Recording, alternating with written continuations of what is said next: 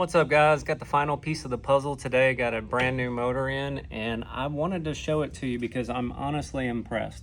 I'm sure a lot of you have probably seen these types of motors before or don't know really the difference in them, but I wanted to show it. So obviously you've got your ground post, which, you know, a lot of motors these days have this, but what they don't normally have is, and I'll show you like two examples, the old school way of the way we did things, and this motor has burned up at this point, but the old school way is we would insulate everything with JB Weld. Well, you know, that was the hard way of going about it. And so one thing that I noticed is that, you know, as you're doing this, you don't really know when there's a difference until you actually feel it.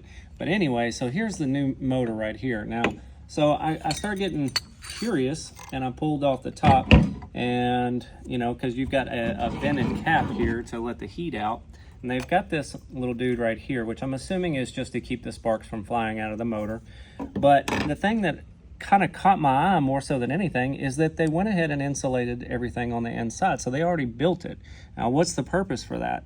The purpose is to, just like with normal wire, you've got wire that is insulated by some sort of a rubber or plastic covering, and it keeps the heat on the inside. Well, the beauty part about this one, it is already grounded, so it's going to keep the heat down anyway.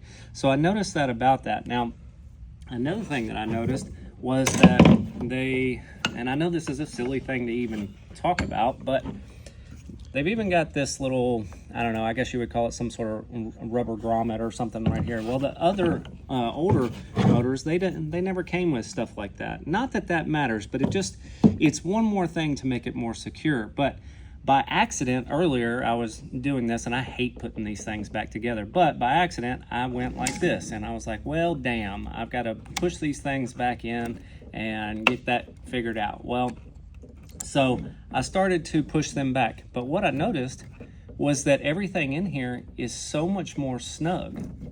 Like, everything's so much more snug. It feels so much more snug. If you go over here to this one over here, everything's like really loose, which granted, this is a used blown motor, but at the same time, they always had a little bit of, you know, wiggle room. But anyway, this is the style that we used to take and add the ground and, you know, insulate and everything to where, you know, it was a built motor, it performed better and everything like that. Well, they took the guesswork out of it. They made it just everything, you know, pretty much how you would want it, straight ready to be installed. I must say that a lot of thought went into making these motors, and I'll definitely be getting these from now on.